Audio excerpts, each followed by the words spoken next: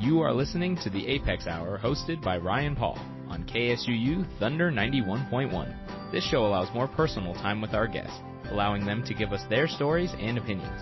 We will also give you new music to listen to, hoping you enjoy some new sounds and genres. Welcome to this episode of the Apex Hour. Welcome to the Apex Radio Hour. I'm producer Lauren Bird, and I'm here today with Director of Apex and Professor of History Ryan Paul, and our special guest, Lorcan Collins. I'll turn it over to you, Ryan. Thank you, Lauren. I appreciate that. We're excited to have Lorcan Collins here with us, all the way from the Emerald Isle, from Dublin. He is an Irish author and historian, and he was here doing a presentation and a conversation for us about some of his work. Thank you for being here, Lorcan. Well, thanks for having me. I'm delighted to be here. I keep on having to kind of pinch myself and say, my God, I'm all the way over here in Utah. I never thought I'd make it to Utah. And it's lovely to be here. Such a beautiful state, incredible scenery. Just lovely. Yeah, some red. You get some red in the... I'm looking at those red rocks all the time and just wondering what's in there. Iron, anyway, I know that for sure. Yeah, the iron rusting on the mountain. Yeah. So I always like to start with a question about how we get to now. So if you can just briefly tell us about where you're from and how you got to do what you do and what inspired you in that way. Well, when I was about 18, I moved to England to work. And I got very interested in reading up more about my nation's history. Besides the fact that in school, our secondary school from about 12 to 16 or 17, we'd learn history to a great extent. One of the most important aspects for me was when I brought friends of mine who I met in England back to Ireland, and I was showing them around. And we were on a bus, an open-top bus, and I thought, I can't wait till we get to the post office, the general post office, because that was one of the central parts of the revolution in 1916. And the guy didn't mention the 1916 Rising at all. And it sort of annoyed me a bit that there was this policy of don't mention the war in case people are offended. So I just made this decision around 1996 to try and set up some sort of a tour where it would be political and we'd be allowed to talk about our revolutionary history in a positive way rather than being embarrassed about it and shoving it under the carpet. But I met with fierce resistance from the Bord Fáilte, which were the group who looked after tourism in Ireland. And one of them said to me something like, oh, that's the Ireland we want to move away from. And that sort of made me more determined. And then all of a sudden, it's 30 years later and that's been your life for the past 30 years. But obviously, getting into writing books was a bonus as well. And to be able to do a deep dive on subjects. So about 5 years ago, I set up a podcast as well, and that gave me an opportunity to spend, say, a week really looking into any part that I've always had an interest in. So even though my tour of Dublin is normally 1916 to 23, my podcast goes back to 1798 up to the hunger strikes of 1981. So it's kept me interested, kept me going. And fear of having to get a real job has also kept me on my toes as well. Because, I just don't want to have to work for anybody. That's what I keep telling Lauren, is not to grow up. And she just doesn't listen to me. She keeps taking engineering classes and things like that. It's not even the cool engineering, like driving a train. It's the other kind. Yeah. So what did you want to be when you were a kid? Well, when you grew up. Do you know what? And I'm not kidding you here. I was fascinated with bin men.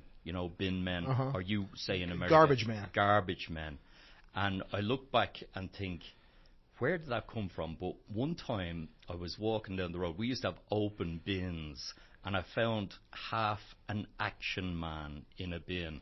And I thought, bloomin' hell, these things are treasure troves, right? These bins. And I thought bin men our garbage men must have just had the best life because they could go through bins and find all these half-action men. But I think when I was about 10, I suddenly went, actually, it's not a great job.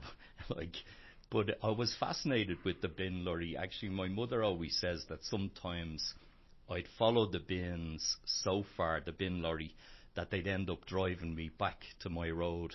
I was lucky enough to be raised in a place where kids played on the street all the time. I'm a child of the late 60s, but my childhood is the 70s. So I don't know, after bin driver or bin lorry man, I don't really know what I wanted to be. I never wanted to be an astronaut or a Superman, but I'm pretty sure I didn't go in my early days, I want to be a tour guide. But I do remember we had these careers guidance people in school, which was kind of funny because there was actually no jobs in Ireland. So why we had a careers guidance a counsellor, it was usually just the geography teacher filling in his spare time. But I do remember saying, I'd love to work outdoors and meet lots of people. And he looked, in my head I was probably going, I wouldn't mind being a ranger in a forest or something. But he said, I suggest you go to the bank, But I did accountancy for a few years as well, but I just wasn't suited to that. I'm not able to sit at a desk for too long. I get itchy feet. What I love about my job, what I love most about it, is just being outdoors all the time. What did your parents do for a living? Well, my father was a plumber, and I did that for a few years as well, as a matter of fact, with him. And my mother, she was really your raised the kids, She did have a job before she got married, but sadly, when you got married in Ireland, if you were working for the government, they just gave you your cards. You were done. That was it. So later in life, she went back to college and made us all very proud by getting a degree. Considering she left school, I think, at 11 or 12, that was an incredible achievement. And then in my dad's last 30 years of life, he more or less became a full-time artist. Really? Yeah, teaching art as well. He taught, I'd say, hundreds of people how to paint, which is a great achievement. Yeah, it is. I mean, that's a pretty amazing shift, I guess, in some ways. But yeah. So, in when I envision a child of the 60s and 70s in Ireland, what I envision is bombs exploding and running through the streets as bricks and tanks are coming through. What was your childhood like? Well, Dublin is a reasonably good distance from the 6 counties, the north. So we weren't impacted greatly by the war that was going on there. However, there were bombs in Dublin in the 60s, 1966, 1969, 72, and in fact the single biggest loss of life was in the Dublin Monaghan bombs in 1974. And it was in a bar, right? Well, actually, that was 3 bombs went off in Dublin, and one of them was very close to a bar, the Sackville Lounge. They went off in perfect timed succession, and there are 3 or 4 very good books which show that the British state, MI5, were involved in those bombs as well. Curiously, when the Minister for Defence at the time, Paddy Cooney was his name, and when the police, the guards, came to him, the detectives, and said, well, we've got good evidence to show that the British state were involved, he told them, stop the inquiry, close the books, and shut your mouth. So that there's never been a proper, good inquiry into those. I'd love to see a day when we do that, because 33 people lost their lives as a result of that.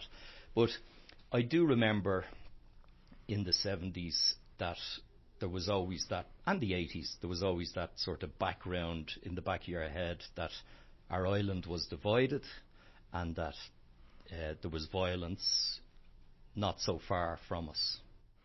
So what do we in the States? I mean, there's a lot of I guess, as you had said earlier today, myths or misconceptions about the early days, and not the early days of Ireland, but what we think of. I mean, the Irish, of course, were not necessarily welcomed in America. Oftentimes, in the early days of the country, and even longer than that.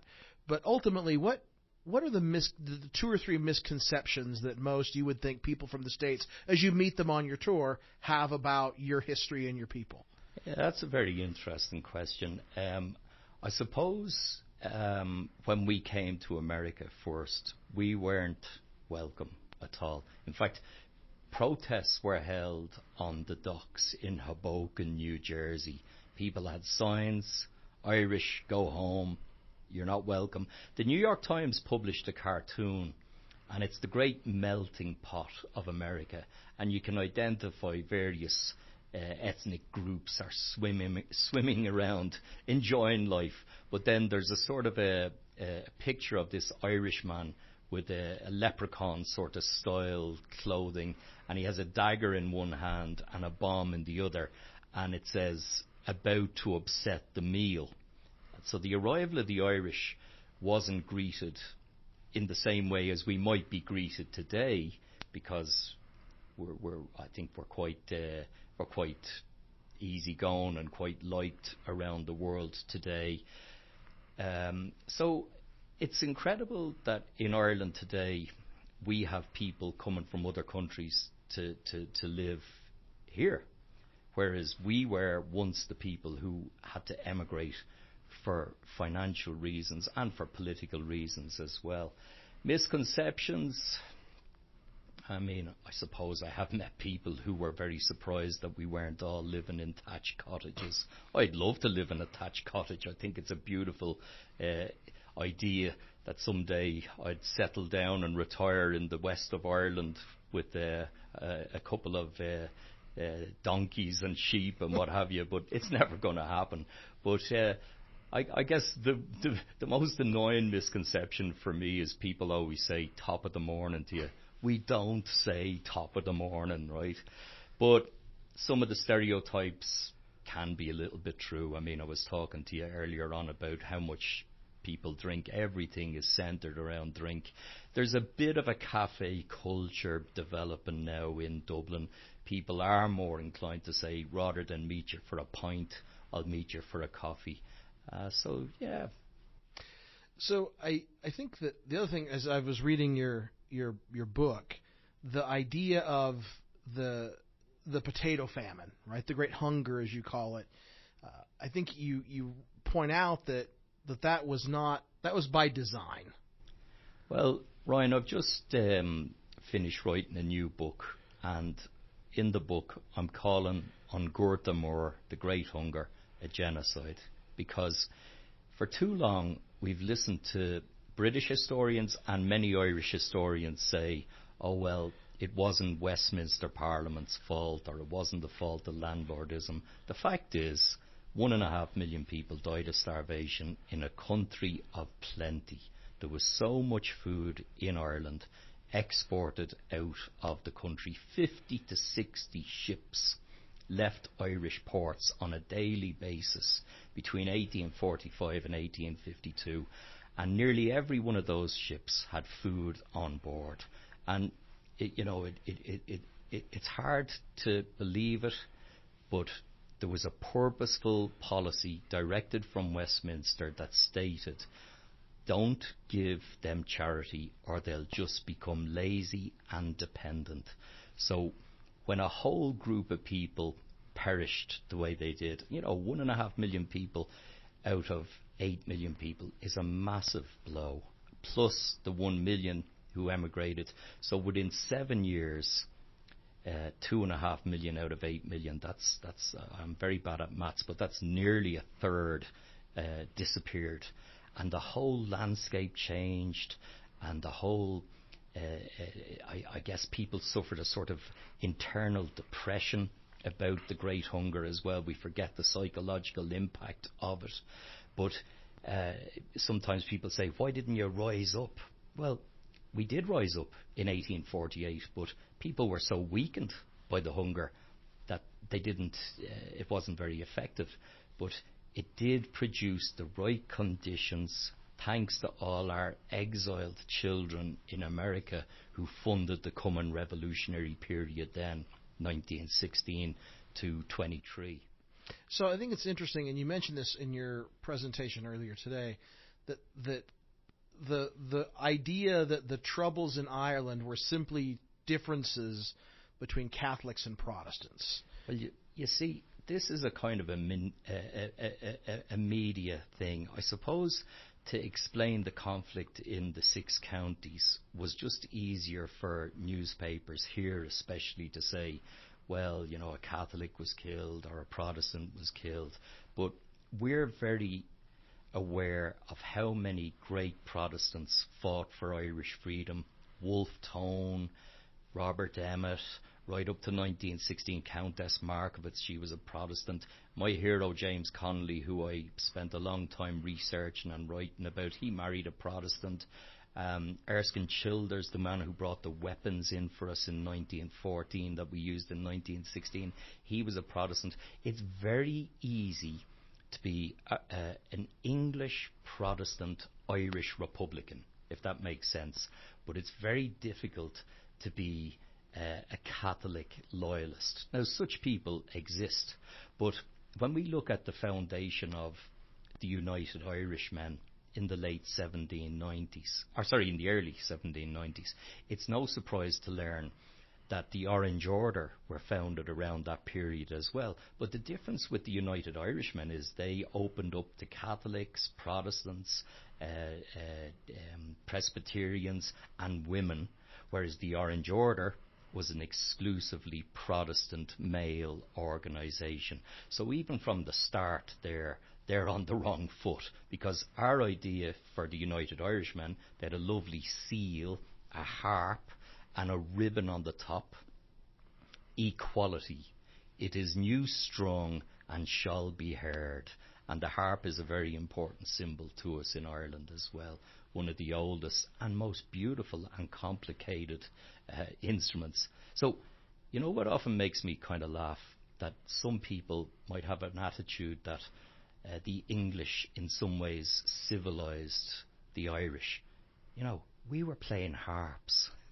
You know, do I need to say anything more? Like, it's funny to think that anyone would think we were in some ways uncivilized or barbaric, when in many ways we were part of the cradle of European civilization. So we're going to take a break here in a second, but let's take a step back and then take a step forward, in the sense that I'm going to take a step forward, then take a step back. So before we go into the break, can you explain a little bit about Ireland today? You talk about the 6 counties, you talk about, because we'll talk about the truce and the treaty and all that stuff, but what does that mean? I mean, is Ireland not a country in and of itself? For people who don't really understand how that works. So there are 32 counties in Ireland, the island of Ireland, and 6 of the northern counties are still under Westminster Parliament. Now, they have their own parliament in the 6 counties as well. It's called Stormont, and there's power sharing between the Loyalists and the Republicans, and even other people like Greens and People Before Profit. All sorts of people sit in that parliament. But when you look at a map of Ireland, and I would urge your listeners to have a look, you'll see it's a small little country. You know, it's only a couple of 100 miles wide by 300 miles from top to bottom, and the most logical thing is for it to be one country under one parliament. And that day is dawning. We're very confident that there will be United Ireland in our time. The important thing is to make sure that violence doesn't come about because of that. But I don't think that will happen, because the British state has no real interest in keeping the 6 counties now. And we know that the British state were fueling the flames of violence over the years. They were the ones turning a blind eye to loyalist violence, but the British Army were told, listen, the Catholic nationalists, they're the bad guys, the Protestant loyalists are the good guys. But I think people these days are after cotton on that that's not the way it was. Also, Brexit has created this perfect sort of storm where we cannot have a border between the 26 counties, which is in the European Union, and the 6 counties, which, although they voted to stay in the EU, are part of the so-called United Kingdom of Great Britain and Northern Ireland, so they've been dragged out of the EU, whereas the EU was very beneficial to the people of the 6 counties. So the loyalists would be those people who want to stay who are loyal to the King of England, and the 6 counties, as you would call them, other people would refer to them as Northern Ireland. Yeah, I habitually all my life would use the term 6 counties because the term Northern Ireland was invented in 1920 to appease the Unionists. Now I know we're in South Utah, but there is no official place called North Utah and South Utah. But to recognize the language of the oppressor is to, in many ways, make valid their claim to jurisdiction over what is our country. Right. Let's take a first break, and then I want to get back to some discussions about the rising and that the war for independence and how that treaty comes out here in a second. So, as those of you who listen to our show know, we ask our guests to give us a list of songs that we look through, and then Lauren looks through it, and we just kind of decide what I think will fit in best. And unfortunately, we can't play them all. And Lorcan has given us quite an extensive list that is fascinating and interesting. And the first song that we're going to play, I am not even going to. I don't want to pronounce it because I know that I don't even know what some of these marks mean, quite frankly, or how they sound. I think it's Oro. It's Oroshe de Vahawalya. Oroshe de Vahawalya. Oroshe de Va. Say it again. Oroshe de Vahawalya. Oroshe de Vahawalya. By. That's good. By. Well, it's a man called Darach O'Cahan, and he is what we would call a sean-nós singer. Sean-nós means old style, and he sings it very beautifully. This is a song we learn when we're kids as well. Most Irish people know how to sing along to it, and it was actually these words were composed by Patrick Henry Pearse, who is the provisional president of the new Irish Republic as declared in 1916, and he's the author of our beautiful proclamation as well. But that wasn't the reason I chose it. The reason I chose it was it's just a song that reminds me of my youth. I can remember my parents always singing this song, and we sang it in school, and I was singing it today in the shower, as a matter of fact, because there was a nice echo. Okay, this is, say it again for me. Oroshe de Vahawalya. This is Oroshe de Vahawalya by Darach O'Cahan. Oroshe de Vahawalya, Oroshe de Vahawalya, Oroshe de Vahawalya, Nishet Yachon Tavora. Alwin ledius na vertgewekken, maar een doni jarschachten. Grain wils na milti ganski, tia de vogels van valley. Oroshe de Vahawalya, Oroshe de Vahawalya, Oroshe de Vahawalya, Nishet Yachon Tavora. Ta grain wile gedialar sale, ogli armelli margarde, Gweliad hens ni frank not painagus grisiad roger valley. Oroshe de Vahawalya, dar the moon I kid boanya. Oroshe de Vahawalya, nisit yakan tavra. All right, that was Oro de Bashawal, sorry, by Darach O'Katan. You're listening to the Apex Radio Hour here on KSUU Thunder 91.1. I'll turn it back to you, Ryan. We're doing our best. You're doing great. We're doing our best. Listen, it's great that the Irish language is on display in Southern Utah University. I think that's just great. I feel brilliant about that, because one thing imperialists try to do is they tell you your culture is backwards, your language is backwards, and it's beautiful that we have a great language revival going on in Ireland. The kids, the young people are very proud of their language and very proud of their culture. And Gaelic is what? What is the... We kind of, we do use that term Gaelic. Like the Gaelic League was the organisation that helped to keep the language alive. We also say Gaelga is the name for the language. When we were in school, if our next subject was the Irish language, we often just went, what's next? Oh, Irish. Mm-hmm. So we often just called it Irish. Do you speak Irish? That's what sometimes people say. It's a beautiful language. It's very poetic. Again, it's thousands of years in development, and to me, I might be stretching this a bit far, but when I hear Darach singing that, if I told you that was an indigenous person from America singing that, you'd have to say, yeah, Jays, it is. It's a beautiful rendition. You don't have to understand all the words to get it. I think if you listen to it, you'll know what he's talking about. Yeah, that's an interesting thought. Thank you. Let's talk about at the time. So Ireland is completely under the control of the British for a long time. Yeah. Right.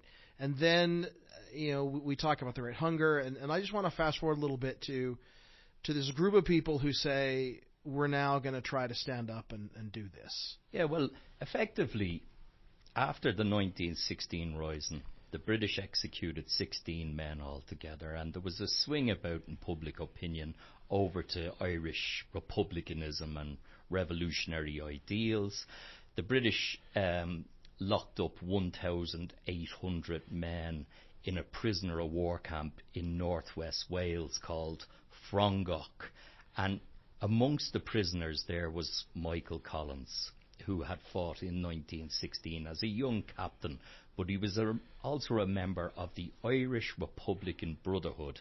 And the men and women who fought in 1916 fought under the banner of the Army of the Irish Republic, which I would always see as the birth in the 20th century of the IRA, the Irish Republican Army. And the fellas in the jail, or the POW camp, started to sign autograph books, and we see them begin to use the phrase, like a fellow might say, Ryan Paul, Dublin Brigade, IRA, something like that, And Michael Collins and a few of his close comrades were very much responsible when the lads were released from prison of helping to rebuild the IRA. We call Frongoch the University of Irish Revolution, because to put 1,800 fellas into two camps, it gives them a great sense of camaraderliness. And also, when you go through the hell of months in prison, you have that bond, you have that closeness. So men died in that prison as well, from wounds that they had received in 1916 or from contracting diseases or whatever. So it was rough as a prison, but those who came out where they had the degree, Mm-hmm. And if they had a degree, Michael Collins was the professor of the Irish Revolution. I found that very interesting. I wrote on my notes that this idea of the jail as the university, and how many other movements, if you look at the history of the world, were begun by people who were put together in these incarcerated places. And it led me to think that if the British had kind of scattered these people to the winds, would we be living in a different world? You couldn't make it up if you were writing it in a novel, because initially all those men and some women were scattered throughout the prison system from Scotland, Wales and Ireland as well. They did keep about 100 in the prison system who they considered were too dangerous as leaders to allow them to mingle with the men. But as it turned out, one of the greatest organisers of them all, Michael Collins, who was initially in Stafford Jail, slipped into Frongok in June 1916. Now, in more modern times, when the British interned Irish Republicans in Belfast and Derry, many of them were sent to a place called Long Kesh. And remember, it's without trial, so they were held in Nissen huts, World War II huts, which they called the cages because they were surrounded by barbed wire. And the men who were in that jail called Long Kesh the University of Irish Freedom. So it's almost a perfect case of history repeating itself. And sometimes I think that the British government need a good kind of slap in the head to be told, listen, you're repeating the same errors that you've made in Ireland year in, year out, and decade in, decade out as well.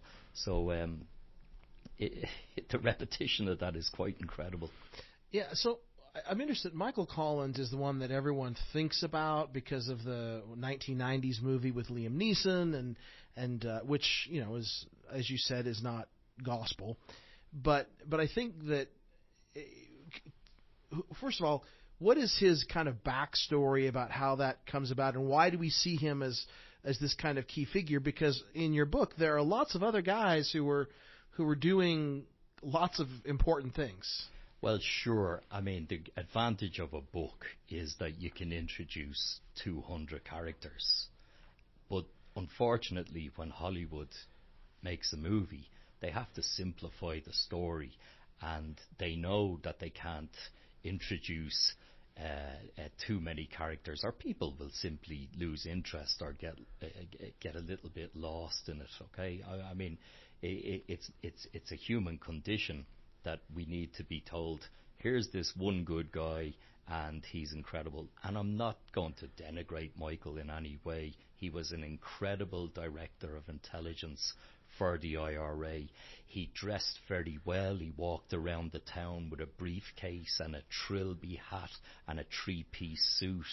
And he had business cards that said Mr. Grace. And he was the most wanted man in the British Empire. There was thousands of pounds on his head, but he was able to walk around, as he said himself, hiding in plain sight. So he became almost a myth in many ways, but an incredibly young character as well. You know, when Michael died, he was in his early 30s, but he achieved so much. And he knew how to deport himself, because when he was a young man, about 15 years of age, he went to live in England to work, and his sister was quite established over there amongst a middle-class set, and he was introduced to that. Now, Michael liked to play Irish games like Gaelic football and hurling as well. He was very involved in the GAA, the Gaelic Athletic Association, but most importantly, he was a sworn member of the Irish Republican Brotherhood. I'll tell you a kind of funny story. He was working in an office. It was an American company based in London, and his boss said to him, Michael, the front, meaning the war in Europe, needs big, strong men like you. The day you join up, I'll give you £10, which was a nice few quid at the time. And the British introduced conscription in January 1916. Everybody knew it was coming, but Michael had been over in Ireland for Christmas and got the word that the IRB activists were to come back to Ireland because there was a fight coming. And he went to his boss, well, listen, I'm out of here, I'm leaving. That's all he said, and his boss assumed he was joining up, and he gave him the £10.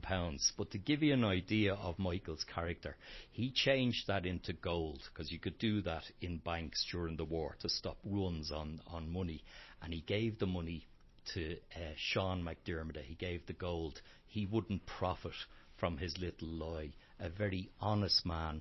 He ended up running the Irish National Aid and Volunteers Dependence Fund, which was money that came in from the US, and hundreds of thousands of dollars passed through his hand. A really genuine revolutionary, a great guy. Now, I'm on the other side in our Civil War. However, I can still admire Michael Collins. So, talk to me about the difference. I mean, oftentimes the laymen conflate the IRA with Sinn Féin, and they're two sides of a similar coin, right? But explain to me the difference in who's playing in those different parties. Well, now I'm talking about 100 years ago. You could be a member of the political party Sinn Féin, and you could also be a member of the IRA.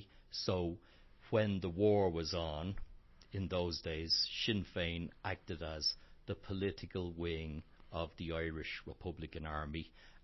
Everybody was part of the movement for Irish freedom. But there are many IRA members who were not members of Sinn Féin, and there were many members of Sinn Féin who were not members of the IRA. I can give you loads of examples of people who were members of both. I talked earlier on today about Terence McSweeney. When he was Lord Mayor of Cork, he was also effectively commandant of the Cork IRA, but he was also a member of Sinn Féin as well. So it's fair to say there would have been a fair bit of cross membership in those days, but it's not absolute. Right. So I think these are your. I don't think these are my words, but I wrote down. So, and tell me if this is correct.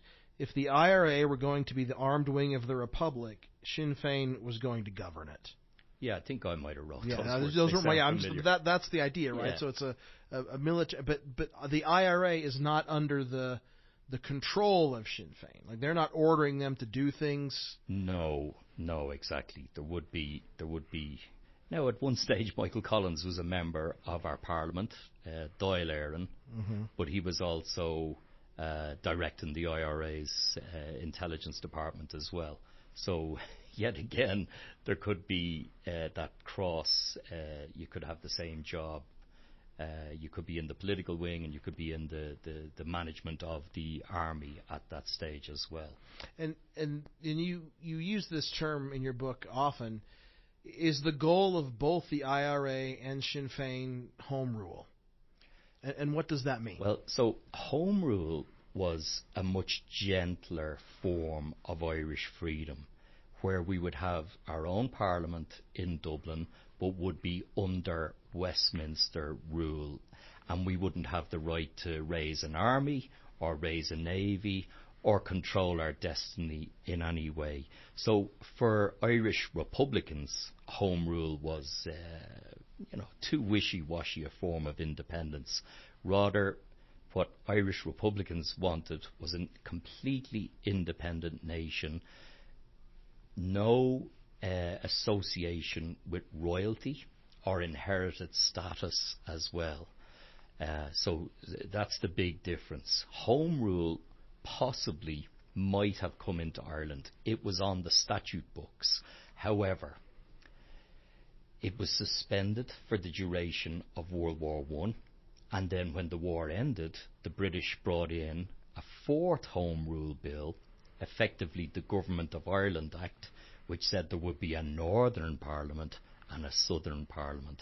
And that's what really split our nation in 1920. And as I say, the treaty that we signed with Britain in late 1921 cemented that split as well. Cool. If you're confused, you should be. No. I just piecing at the back end of how this treaty is the best you're going to get at this point, and which causes a big split in your own country, right? I mean, sure. That's what starts your civil war. Is that correct? Correct. That's absolute. Yes. Yes, there are two ways of looking at it. Okay, the treaty is not great, but we'll use it as a stepping stone. And then the other view is that this was the worst deal we could have possibly gotten, so let's fight on and keep on at it until we establish an independent Irish Republic. From my own sort of perspective, I've always been on the side of the anti-treaty. I can't help but be on that side.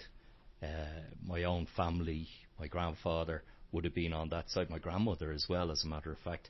So a very sad aspect of the Civil War, besides the executions and besides the extrajudicial killings as well, a very sad aspect of it is that immediately after it ended in May 1923, a lot of anti-treaty IRA volunteers were still on the run, found it impossible to get work, and ended up being exiled over to America. I meet so many people over the years who say to me, oh, my grandfather left Ireland in 1925 or 1926, or my grandmother, and we have this hugely unexplored area of our nation's history of all these revolutionary idealists who ended up coming over to Boston and Chicago and New York. And to me, the real killer is, I often say to people, oh, did they ever mention anything, any involvement?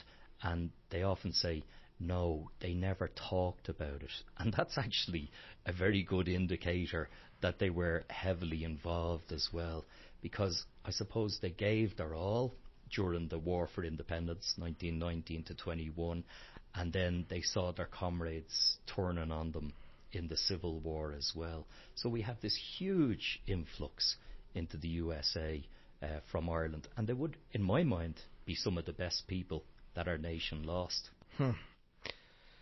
Fascinating.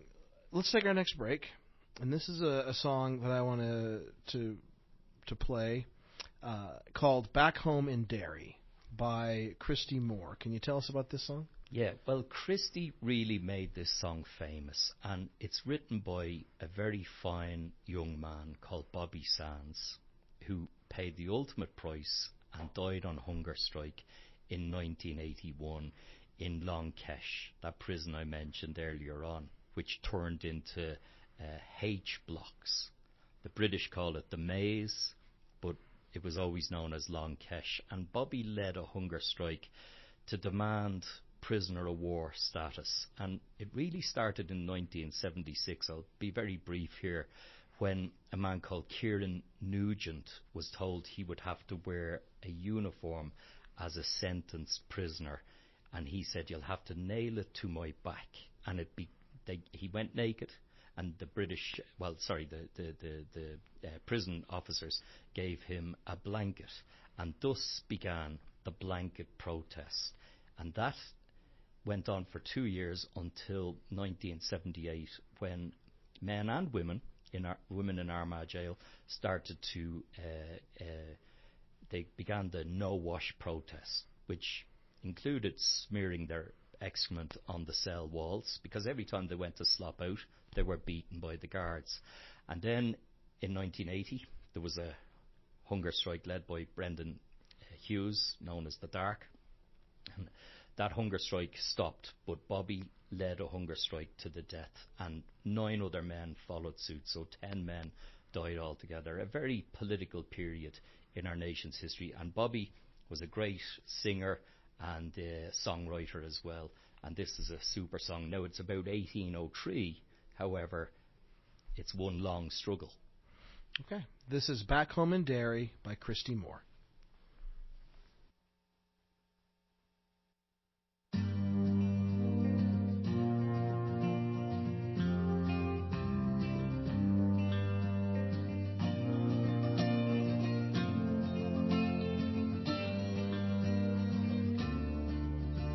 In 1803 we sailed out to sea, out from the sweet town of Derry.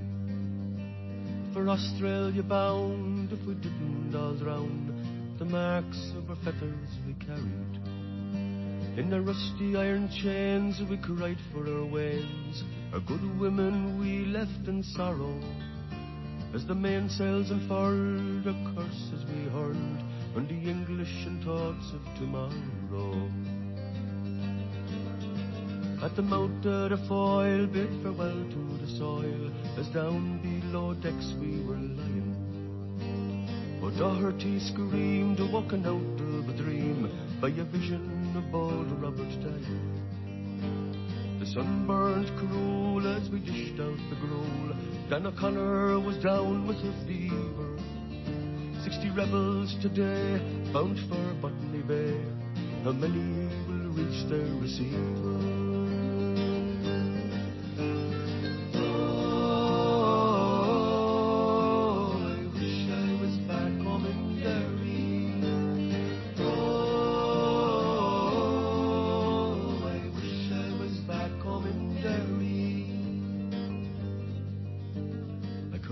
To hell as our bow fought to swell, our ship danced like a moth in the firelight. White horses rode high as the devil passed by, taking souls to Hades by twilight.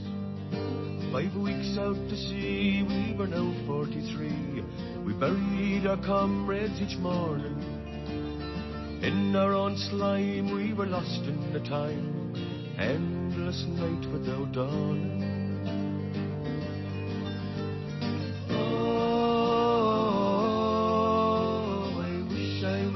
Home in Derry. Oh, I wish I was back home in Derry. Van Diemen's Land is a hell for a man to end out his whole life in slavery, where the climate is raw and a gun makes the law.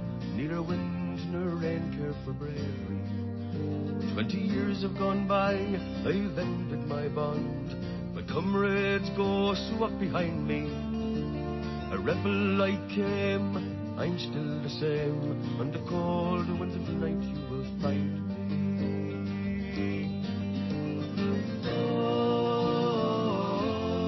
Oh, I wish I was back home in Derry.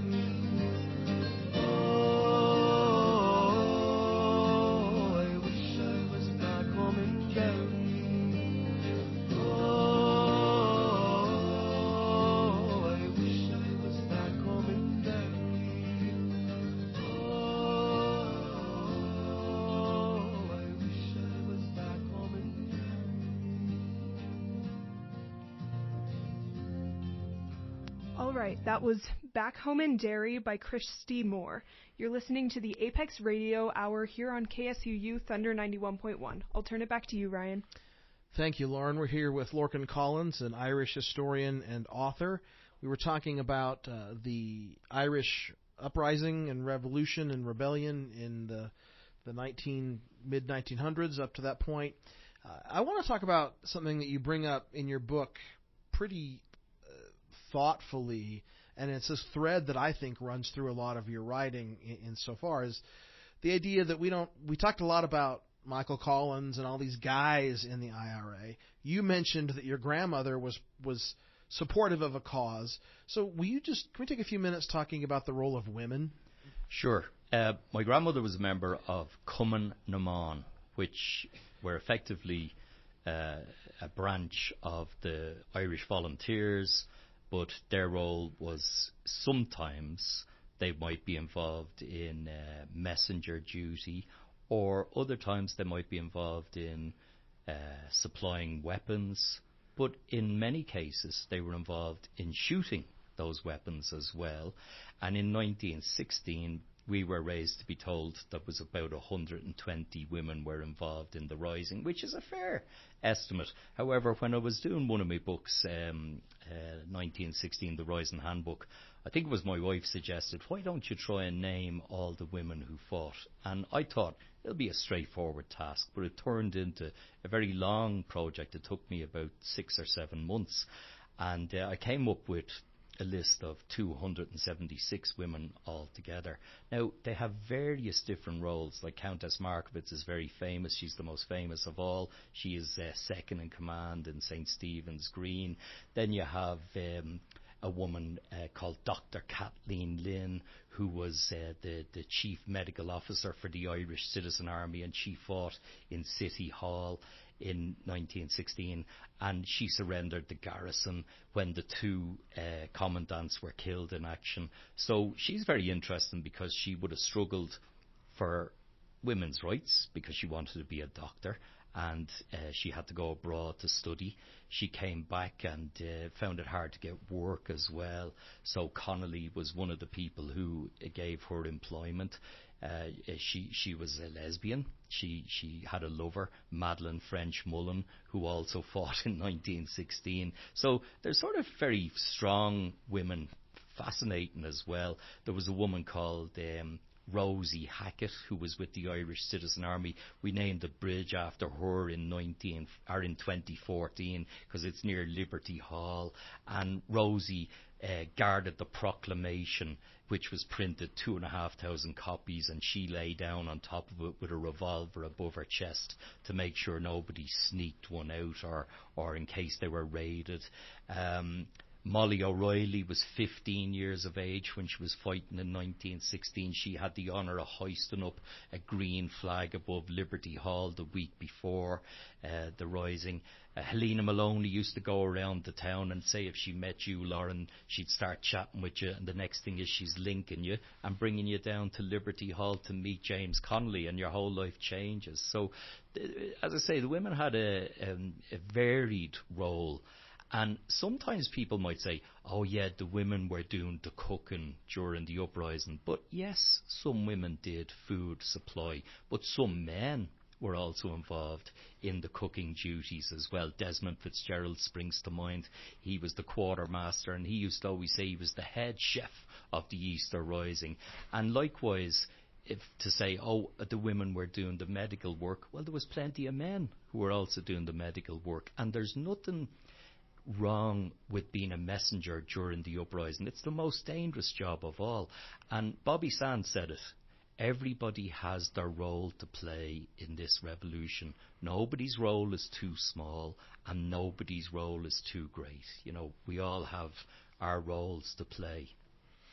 So the truce, which we've talked about, which separates the 6 counties with everybody else, right? And essentially begins this Irish Civil War between those people that are saying let's keep the truce and those that don't want to do that. What then is the aftermath directly tied to all of the violence in the 6 counties? That's a very good point. So the treaty, we signed the treaty after the truce, right? The truce comes on the 11th of July 1921, and then we negotiate a treaty which we signed in December 1921, and it was disagreeable to some folk. The anti-treaty IRA split away, and the pro-treaty IRA, who were backed by the British, they said, well, we're the legitimate army of the Free State, you know. Your point there is very interesting, because I often think if we had have fought on for an independent Irish Republic and brought about equality in all 32 counties, there is little room for the 35-year war that had to be carried out in the 6 counties. And it's I mean, we're just playing with history here. The question is, would we as Republicans have brought about a situation where the loyalists, or for want of an easier phrase, the Protestant minority in the country, would we have made their life difficult as much as they had made the Catholics, nationalist population's lives difficult? I don't think we would have. I like to think we wouldn't have. However, you can also argue, on the other hand, that the 26 counties became a very staunch Catholic nation in 1937 when our constitution was produced. It was stated effectively by Eamon de Valera that all religions were free to practice in Ireland. However, the Catholic Church, being of such supreme importance, has a special place in the Irish state. But I don't think we as Irish people, or Republicans or socialists, whatever, would have rained down on a certain population. I don't think so, you know. So sometimes I think it might have been better to fight on in the 1920s. Well, and I think your point is well taken, because if you look at, there are many examples in your book about how the British treat the prisoners, the Irish prisoners, and how the IRA treats the British prisoners, and it's almost like apples and oranges. In some cases, there are some horror cases, and they're comparable to some of the atrocities that were committed here during the civil rights movement in America. But there are stories of people being dragged behind trucks in Ireland. There are stories of people being beaten to unrecognizable pulps as well. And then there are stories of how if we captured a prisoner, they were let go. Now, occasionally they were shot as well. I mean, I told the story earlier on about Cecil Guthrie, who was the driver in the second truck in Kilmichael, who ran for his life and was captured by the IRA. He was shot.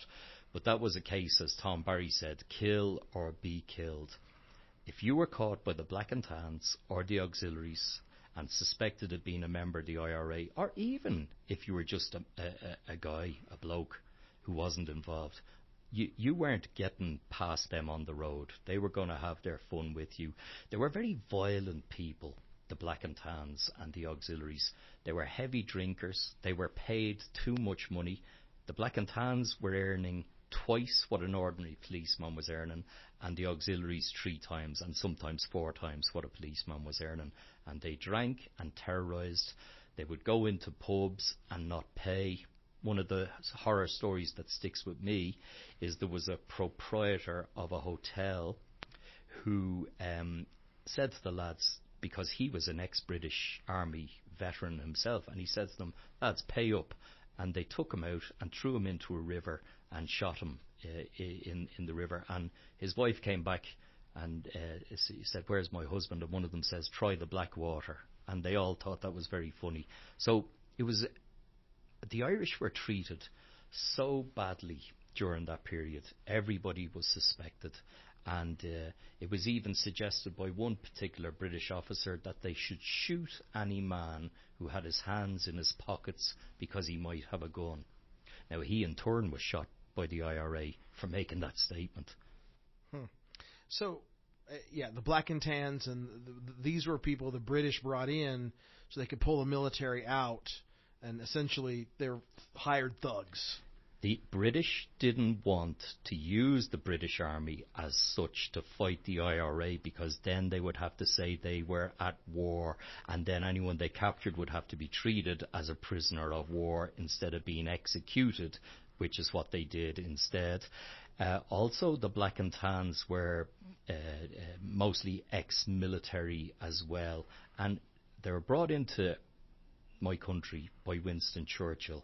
And interestingly, when the war more or less finished after the treaty, they were sent to Palestine to fight against the Arabs at the time, who were trying to revolt against the British. Isn't that interesting? It is. So what gives you hope? Well, we are very, very close to a united Ireland at the moment, and there's hope for that. But we have to sort of encourage our loyalist friends to realise that England has no interest in them. As far as England is concerned, we're all Irish, which we are. But some people, the loyalists, think they're British. But when they go to London, they learn very quickly that the people in England just call them Irish. So the hope is if we can get through to them and say, look, we're not going to rain down any sort of discomfort on your life. If anything, as a united Ireland, we're going to improve it.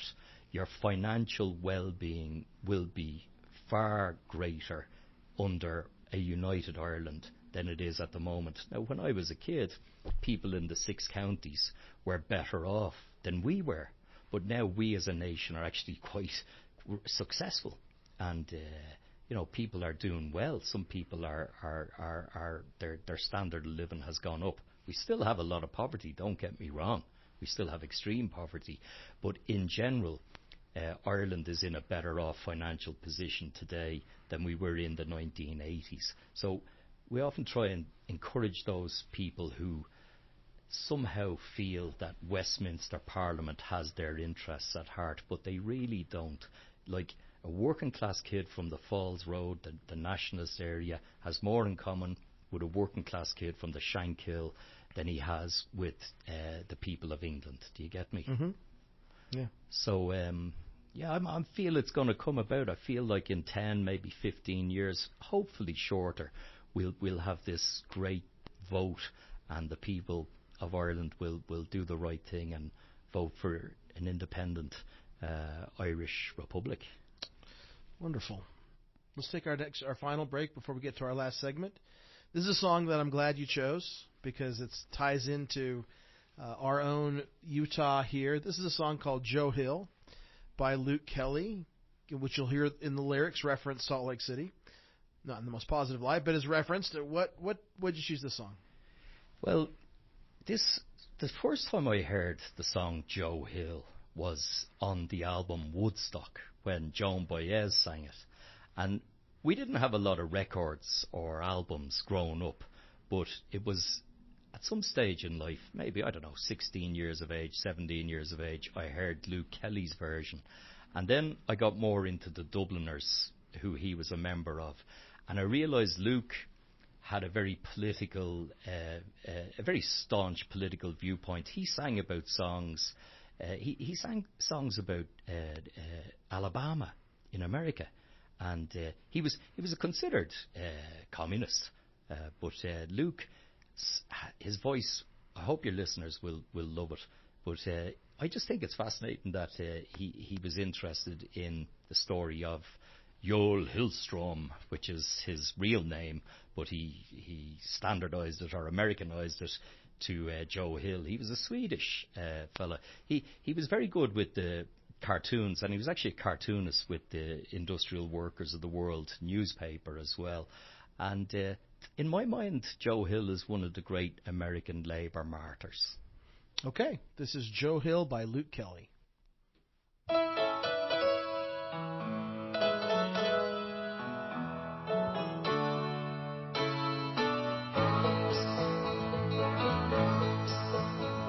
I dreamed I saw Joe Hill last night, alive as you and me. Says I, but Joe, you're 10 years dead. I never died, says he. I never died, says he. In Salt Lake City, Joe, says I, him standing by my side. They framed you on a murder charge, says Joe, I never died. Says Joe, I never died. The copper bosses, they shot you, Joe. They filled you full of lead. Takes more than guns to kill a man, says Joe, and I ain't dead. Says Joe, and I ain't dead.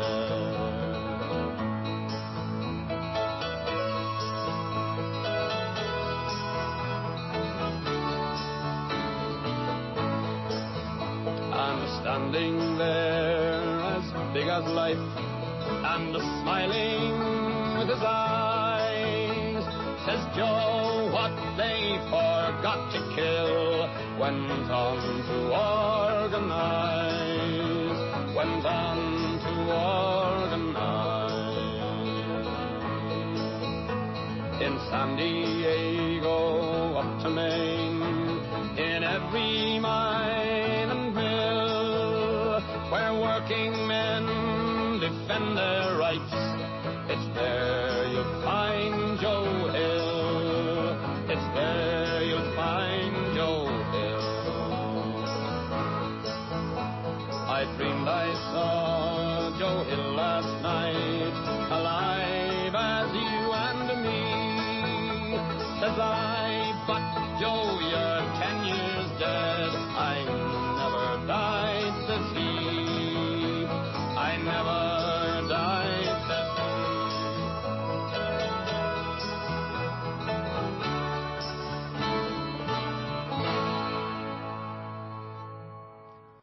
right, that was Joe Hill by Luke Kelly. You're listening to the Apex Radio Hour here on KSUU Thunder 91.1. I'll turn it back to you, Ryan. Thank you, Lauren. We're with Lorcan Collins, a Irish historian and author from Dublin. He's here visiting the campus of Southern Italy University, and we're here at the last part of our show where we always talk about what's bringing you joy. So, Lorcan Collins, what are you currently watching, reading, listening to, or playing that is bringing you joy? Oh, that's a great question. I'm watching a lot of things on the TV. We have this great show called Traitors, and it's coming to America at some stage, where people are all in a room together, and a number of people are named as the traitors, but nobody knows who they are, and there's like a big prize. And it's just fascinating from a psychological perspective to see how people are accusing each other of being the traitors. And then they take a vote, like a jury, and they decide, Ryan Paul is the traitor. And it's fascinating because I think we do this on a regular basis in courtrooms. We get people to just look at a person and say, well, that guy is definitely guilty, and then oftentimes they're not as well. So my family and myself, we don't always get the great pleasure of all sitting down to watch the TV together. But my daughter Lily loves it, my son Fionn loves it, and my wife Trish love it as well. So they're at home in Ireland watching it. I don't know how it's going. I'm hoping I'll catch up when I go back. But Traitors, it's coming to America. It's coming soon. Lauren's a young college student. You may need to describe this concept of TV. I'm not that young. It's like this box in the corner that takes conversation away from the family. But and it's a little bigger than the screen on your phone. Oh, yeah, and bigger than my computer screen. Yes. Yeah. It was a slightly different world in many ways when we all watched the same show at the same time and talked about it the next day. You had to watch it, otherwise you'd be out of the loop. And how mad you were when someone knocked on the door. No pausing, no hope for reruns or. If you missed the $6 million man on Sunday, your Monday was going to be rotten in school. See, if you knew that show, you'd get that reference. Yeah, sorry. Lauren Bird, what are you currently watching, reading, listening to, or playing? That is bringing you joy. Sorry. So I've decided that it's far enough in the year that I can start watching Halloween movies because I love Halloween. So throughout the week, I've been just slowly watching parts of The Haunted Mansion, the newer one from a few years ago. And that's just bringing me a lot of joy because it's just really cute and fun. And I love Halloween, so it's getting me in the Halloween spirit. Wow. What is your costume this year? I'll probably use my mist cloak that I crocheted during 2020 because it's just a really solid, and even if you don't know the books, it looks cool. Evelyn's costume, my daughter, 7 years old, she wanted to be Ophelia from Hamlet. That's awesome. Yeah, you try to find an Ophelia costume from Hamlet? She's 7 years old, but she's really actually 70 years old. That's fair. You should see her knitting. It's incredible. Can I just say as well that Halloween is a huge festival we enjoy in Ireland. It's really from Ireland, and we used to carve turnips, but they were very small. When the Irish emigrants came to America, they found the turnips to be too small to make a jack-o'-lantern out of, so they started to carve pumpkins. But we never saw pumpkins in Ireland until about 20 years ago. They started to be imported into our nation. So now the American pumpkin is now part of our festival. So, we gave you Halloween, but now you pumpkinicized it, which is good because I like pumpkin soup and, awesome. Thanks for that. Isn't there a Bluey episode where they carve turnips? Could be. I'll have to ask my roommate. She might know. What about you, Ryan? What are you currently watching, reading, listening to, or playing that is bringing you joy? I thought a lot about this because I read a great book about unions, and I thought I'd share that with Lorcan, my union friend, but I've changed my mind. Because I talked about a podcast last time. I'm listening to another podcast because the episode from the BBC hasn't dropped yet. The last episode, curses. Okay. But but I'm listening to this podcast called Victory Kitchen. So it is the America 250, which we're celebrating the year of the Declaration of Independence. And one of the things I've been working on with a colleague of mine, Spencer Wells, is creating modules of historic content based upon themes. So each month has a theme. And we're working ahead, and so we do books and movies and podcasts and primary sources. And World War II, America and World War II was one of those things. And I came across this podcast called Victory Kitchen. And it's this lady, it's been on for a few years, who talks about rationing and how they did with food in World War II. She talks about, she's a big collector of World War II cookbooks. So she talks about those and makes the recipes. And it's fascinating, this idea of rationing. And the episode I'm on is on organ meats, like kidneys and brains and such. Yeah. And they defined them as like variety of meats or whatever, right? So it's like, we're having the mixed variety tonight. Yeah. But anyway, this is a whole seasons and seasons of these 1940s, how these folks did with rationing and the food they cooked and how they did it, and it brings me joy. Yeah, to think sounds about really that. Cool. It is cool. Victory Kitchen. Yeah. All right. Thank you, Lorcan Collins, for being here. We're going to go out with a song called "A Pair of Brown Eyes" by the Pogues. The Pogues. Pogues. That's what I thought, but I decided I didn't want to be, Well, there was an R in the list. So. They're a fantastic group that helped to sort of bring about another revival in traditional music, and they're often seen as the Emigrants group, the Emigrants band, because they themselves were mostly first generation Irish and second generation Irish living in England, but they're very much Irish in their own way.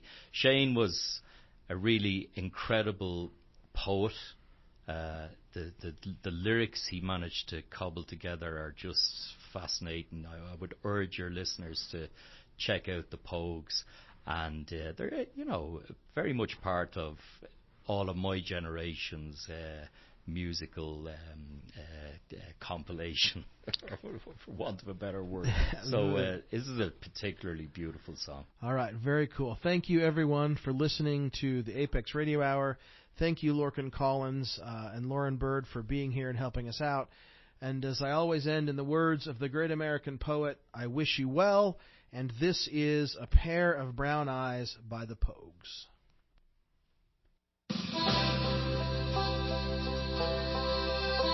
One summer evening, drunk to hell, I sat there nearly lifeless.